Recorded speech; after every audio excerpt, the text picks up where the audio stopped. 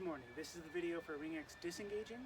It's a pretty simple action and he gives us a couple different scenarios and how to apply it. So I'm just going to read all of his scenarios to you and then show you how I practice them on the pad.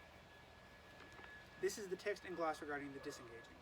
Learn to disengage from both sides, stab with severity, whoever binds onto you, disengage nearly finds him. And here is Ringeck's gloss.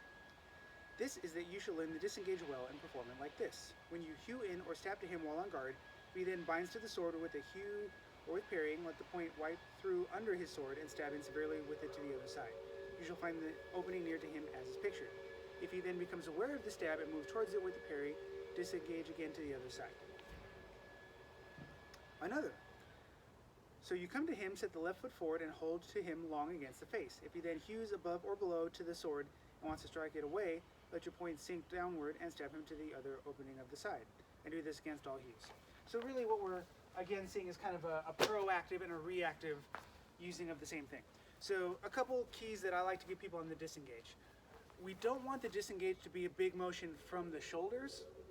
What I like to think about is that your lead hand is kind of like a stable firing platform, and the pommel hand is going to make this disengage happen. This allows for a very small motion of the sword tip without big movements from the shoulders or the arm or the lead hand, which is going to compromise your structure and let your opponent kind of see what's happening. So the disengage itself is just taking the point from one side, under, and coming up onto the other side of the sword. I think most people watching this video are very likely going to be familiar with the disengaging motion. What I would say on the pel before you try to practice the plays necessarily is I would come up to your pel, and again, since I have a narrow one, it's pretty easy, and I would put my sword to the right side and just work and see how little emotion I can use having a stable lead hand and using my backhand to just disengage, kind of make this U shape from one side of my pel to the other, and we want it pretty small. And this disengaging motion can be used as like a probing action as well. This is not covered in the gloss, but if I have an opponent and I'm not sure what kind of fight they want to bring me, and they're in any kind of like a forward guard with an extended point, you can play this disengage and see kind of the way they twitch, the way they react. It's a good probing motion, and it doesn't compromise you very much. You're not giving up much to do that. If you start doing this with the shoulders, of course, that's a very different, you're going to create a lot of openings, your structure is going to be compromised. So if you're practicing the disengage itself, practice stable lead hand, driving the disengage with the pommel hand, and don't reach across your body. Either way, if you need to move, do a disengage with the feet, which allows your center to stay behind your sword, so that again your structure is not compromised. This is way better than trying to reach around. So those are just kind of some general cues on the disengage motion itself. Now the examples that we're given are essentially we're going to cut to the opponent, and when they hew or parry at it, we're going to pull our cut a little short and disengage to the other side. So it's really important because we're not making this initial blade contact. We still want the sword to go first, and we need to make sure that the correct thing is happening before we commit our body.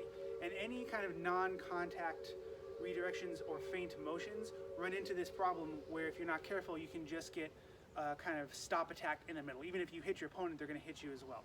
So what I would suggest you do is just make sure that you're projecting the sword first. The sword goes, then the body goes, and then only start your disengage, the non-contact, bringing your body into range if you see the opponent is doing, the proper response. So when I practice this on the pel, now this might be a time where I get in a little closer because what I'm trying to do is here I would hit, and then here I would pull short and disengage to the other side. So just practice making sure that the point and the sword leads, and your body isn't coming into range until you've actually made that decision. And that's a good way to practice not committing your body into this non-contact redirection until you're sure your opponent is doing the right thing. So we're just looking to start our cut and then disengage to the other side. Right, so simple enough. We're doing a cut if the opponent is going to parry or hew at our cut in a way that doesn't threaten us. So they're maybe cutting across at our sword rather than cutting to the man, as Ringeck might say. So they're not cutting to us now, they're just cutting onto the blade. We're going to disengage and do that, but again, kind of that small motion. So that's our kind of proactive approach or example in this, is we cut and then we disengage to the other side. The reactive is when we come in and the gloss says to do this with the left foot. forward, which is fine. I think you can do it with either side. But either way, we're going to present the long point in our opponent's face. We're going to harass them. We're going to be like, you have to get around this to be able to reach me. And if the opponent does what we should not do, remember we sometimes have those anti-lessons. Don't just whack at the sword. The reason we have the squinter is so that we can do something against an extended guard that still threatens the person. So if our opponent doesn't do a squinter or something else that is responsible, they just take a whack at our sword, we're going to disengage, and then we're going to stab them as they essentially airball past our sword. I like to do this with a slight step. You can do this without, but if your body stays put, there's a little bit more danger. So I do like to present the point and then step out a little bit to the side where the sword was coming from, and then stab them. And so this is why we say we don't reach out. So we're just gonna, okay, so we're gonna deny this incoming cut at our sword, we're gonna deny that contact, and then stab them as they airball. And so that's really the two disengaging plays for this week.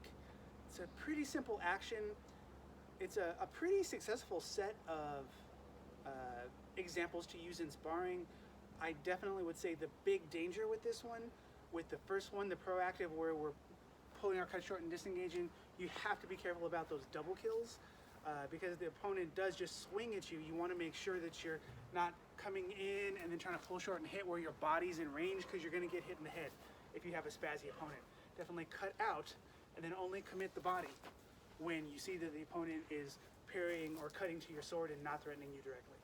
So play with those two things. I think it's a pretty easy action to practice, but I think it's a very important one, and I will see you next week for the next.